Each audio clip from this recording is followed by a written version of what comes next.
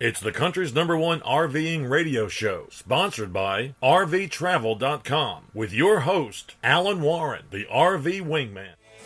And welcome, everybody, to the most listened to and talked about radio and social media show in the country when it comes to RVing and the RV lifestyle.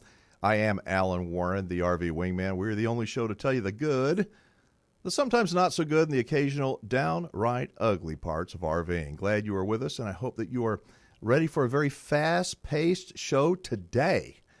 I want to begin with a great big RV Wingman shout-out to you folks listening on our newest affiliate up in Minneapolis, St. Paul, the Twin Cities area. They're at Freedom 1570. We welcome you to our growing community, invite you to stay connected with us on Facebook, on social media, Facebook, YouTube. In the search bar, just type in The RV Show USA and give us a like or hit the subscribe button. Make sure you turn your notifications on so you'll get a bump whenever we go live or when we release a new video segment. There are an awful lot of folks that love to RV and camp up in the Twin Cities area. We are glad to be a part of the team there at 1570, Freedom 1570. So I got a story about Thanksgiving at our campground here in Texas. It was one of the most difficult things for me to do, but I'm going to share some of it with you in a couple of minutes. It has to do with micromanaging, expectations, a trip to the emergency room, the hospital, a plate full of crow, and a whole lot more. I'll explain it to you here in just a bit. Coming up, we've got the RV dummy scheduled. Yep, he really is the RV dummy. At least that's what he claims. He may be the RV dummy, but he is one heck of a nice guy, I'm telling you. His name is Dr. Dave Maddow, and I know you're going to enjoy listening to him. We've also got our friend Cannon Combs, who is our preferred RV dealer here in Texas. He's scheduled for a segment. But this time Cannon is going to be answering some questions, your questions. We had a whole bunch of them recently submitted by listeners and viewers and things y'all want answered, so Cannon is going to give it the old college try. We've got RV Nana, of course, from PPL Motorhomes. She's going to join us. We're going to talk about holiday gift ideas for the RVer in your life. I know you're going to like these things that PPL has, and RV Nana is just wonderful to have on. In our After the Show, we've got scheduled a man that I call Remarkable Roman Gottfried. Roman is what is called a holistic dog trainer, and he is one smart dude when it comes to training your four-legged best friend. He is a behavioral specialist and trainer, and if you have a dog, you're going to learn a lot from Remarkable Roman in about an hour from right now on our live After the Show. And you can only catch the After the Show on our live stream or catch it on YouTube or on Facebook Live. That's right. The voice of Jumpin' John there, he is our new producer who is doing a fantastic job here on the show. So how was everybody's Thanksgiving? Jumpin' John, how was yours? Oh, it was busy. Lots of traveling. Spent half of it down here in San Antonio, the other half down on the valley in Eagle Pass. Yeah. Well, let me tell you about my Thanksgiving. It was a combination of difficult and fun and quite humbling. Before I tell you the story, I want to ask, do you ever have those light bulb moments? Do you have those very often? You know, when it's like, like somebody just flipped a switch in your brain, and now all of a sudden you can see things clearly you didn't even see before. Well, I have had those light bulb moments. I actually have them all the time. I certainly had one on Thanksgiving.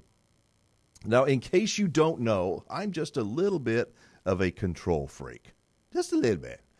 At our campground in Central Texas, we have these special events, Easter, Memorial Day, 4th of July, Thanksgiving, where we put on we have a big shindig, man. We feed everybody in the campground. It's a really big deal for all of us, and getting ready to feed way more than 100 people all at the same time and having everything go perfect takes a lot of planning and a flawless execution. So me, being the control freak that I am, every year we have a really nice event. We really do. Just one problem. At the end of the meal, all of our staff and volunteers, now not our guests, but our staff, and especially my wife, Lisa, they want to strangle me. Strangle me because they think that I am overbearing and criticizing everything all the time. So you know what? This Thanksgiving, the crew made me make a promise. I mean, a solemn promise to not do anything. Nothing. I mean, nothing. Don't even show up till the food is served at 1 o'clock. I'm like, you know what? That's fine. Fine. You think you can do it? Go ahead and do it. When it comes to these big events, I am such a planner.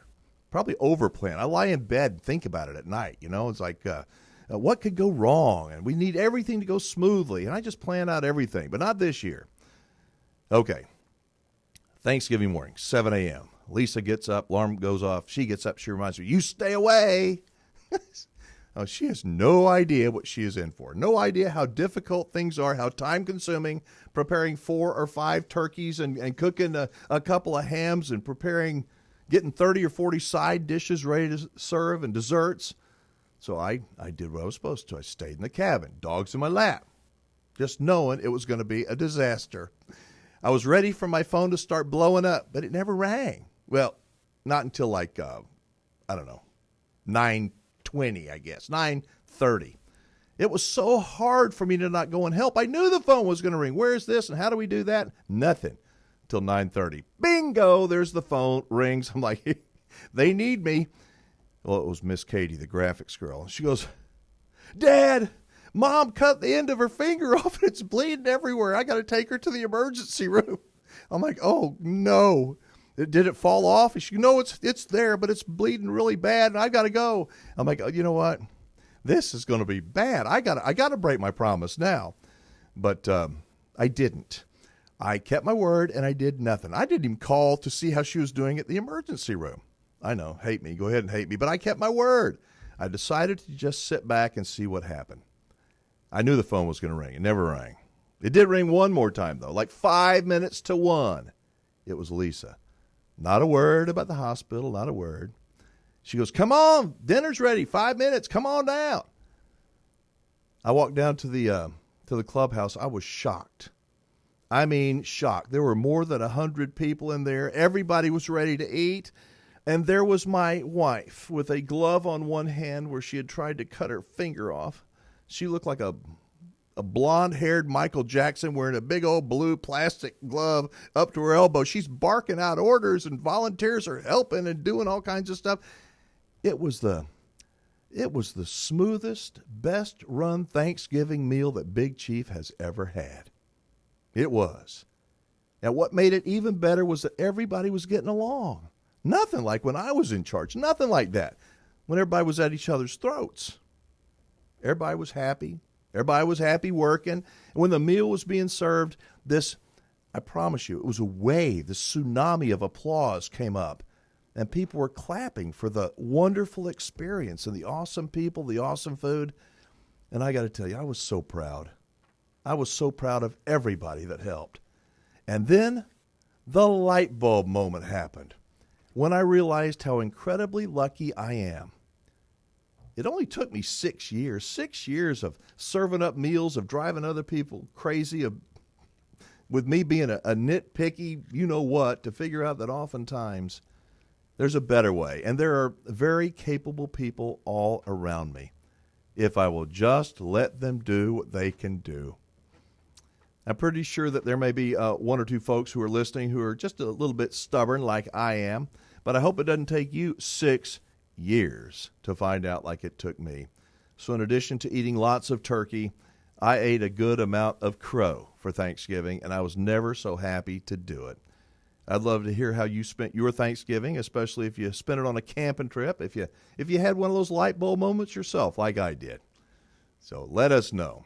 That's a nice story, Wingman. Well, thank you. Thank you. It is exactly what happened, I promise you. So how's your wife's finger?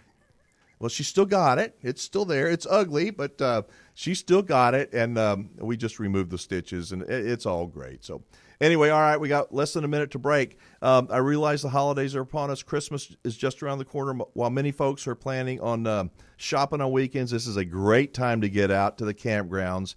You know, campfires smell better. They feel better. Coffee tastes better when it's cold outside than it does in the summer. It's just a great time to be in the great outdoors. And I encourage you to check out some of the prices because they're outstanding.